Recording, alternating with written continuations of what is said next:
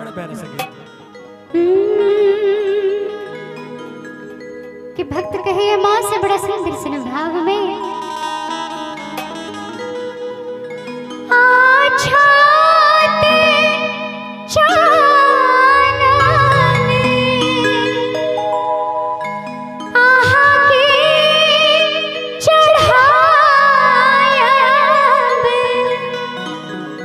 किया छात चानन आहा के अंतिमों गीत अंतिम था गीत लिख सकर दियो जो भाई जी किया छात चानन आहा के चढ़ाया बसे आरती उतारब ना माँ से आरती उतारब ना और कि बिनती सुनियो महारानी हम सब विनती सुनियो हे महारानी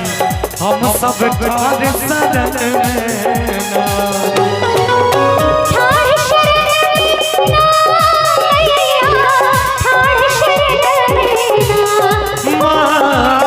ठार शरण में ना